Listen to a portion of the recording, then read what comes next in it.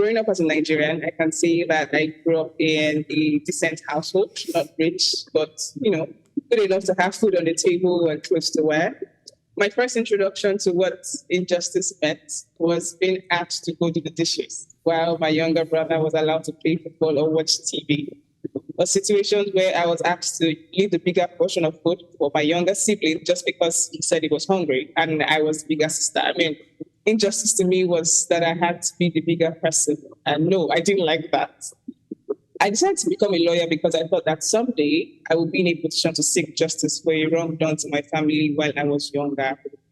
But over time, I have realized that the slow pace and inefficiency of our justice system has made forgiveness more achievable than justice. This mirrors the broader disillusionment of many people and how they feel towards achieving justice, fairness, and equality in our society. Access to justice has now become more like distant dreams than lived realities.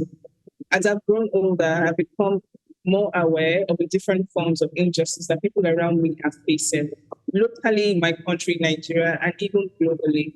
And I see an urgent need for change. Someone has to talk about it. Someone has to do something. At some point, I got tired of studying law. Why fight for access to justice when a father can literally pass down a legal fight to his children and children after just because he doesn't have the social or financial standing to get speedy justice?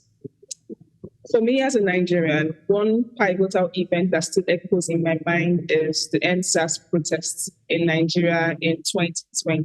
That's about 3 years ago now. Young people like me took to the streets, demanding demanding an end to government brutality. Now, despite our efforts in funding, protesting, praying, crying, and campaigning for discourse, our government responded with violence. October 2020 is a dark mark in Nigeria's history.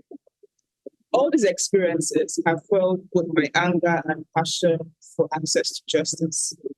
The pursuit of access to justice has been a timeless issue, growing ever more critical with each passing year. And 2023 happens to be another year when we talk about it.